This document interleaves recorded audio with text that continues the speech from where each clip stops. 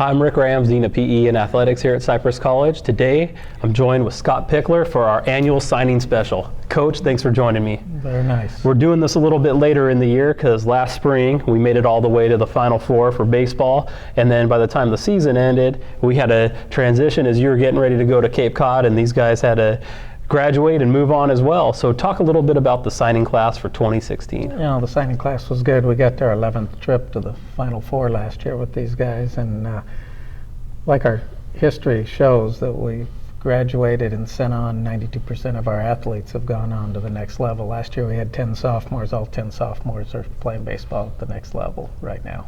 What an amazing success rate for our program. Last time I sat down with you, we were sitting in the hotel room up in Fresno, getting ready to go into essentially a championship semifinal with some of those guys. As you reflect now that a few months have passed about what made last year's group special, talk a little bit about last year's group. I think it was the camaraderie of the club and the guys that we're going to talk about today that led our club, the sophomores, you know, and they all ended up moving on. They all played big roles in getting us to the Final Four.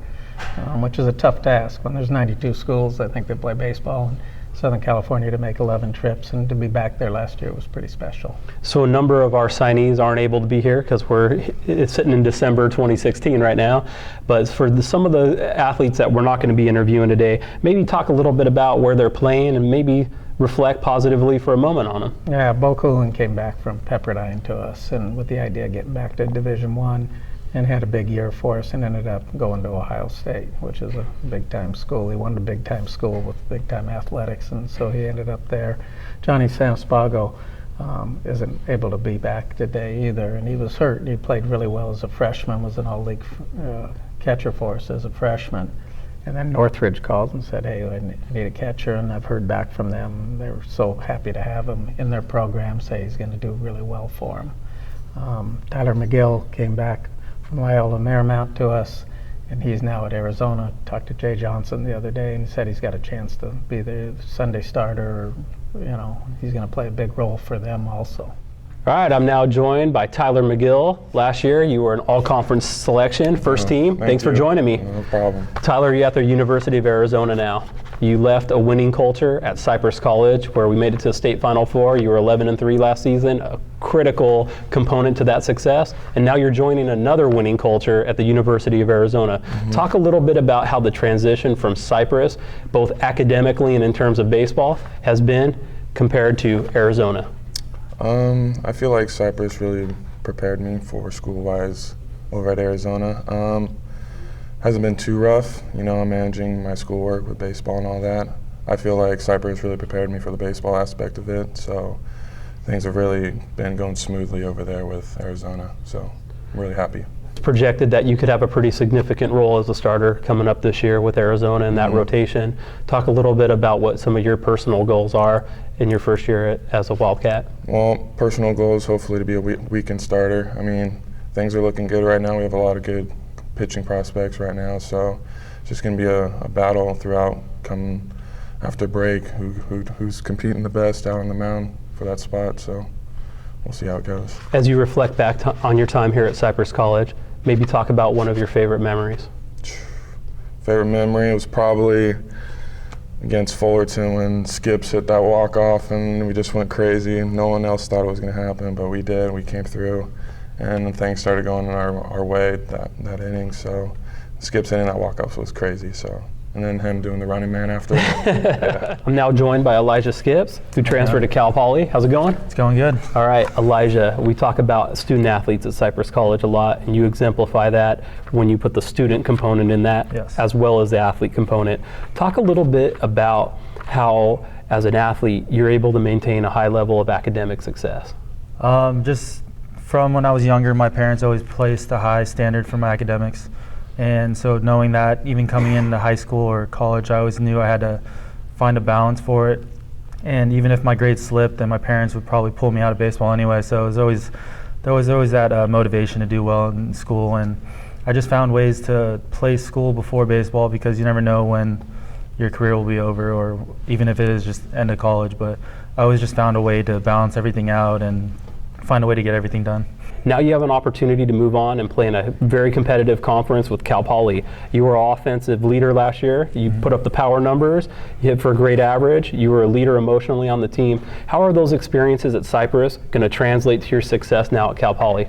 I think it helped out a lot because now I know what's in me and what I can do for a team and how I can push a team. So I feel like if I can bring that into Cal Poly, they were a great team last year, just really young. And I think that bringing in my presence and bringing in a leadership type role will help us push us to the next level and possibly come out high in the Big West and just get us over that edge that we need over there at Cal Poly. Over the course of last year, I would often ask your teammates who on the team is the leader, who's the emotional leader, who do you look up to in those situations where things might not be going well. Your name always surfaces, knowing that you bear a big responsibility on your shoulders, both at Cypress, and I'd imagine that that role will develop for you in one way or another at Cal Poly. How do you stay focused so the goal to win is always in sight? That's pretty much it. I just focus on winning, and I would rather have all the pressure on myself so that my teammates can play freely, and I feel like I can handle the pressure. I'm now joined by Aaron Case. Aaron, thanks for joining me. Appreciate it.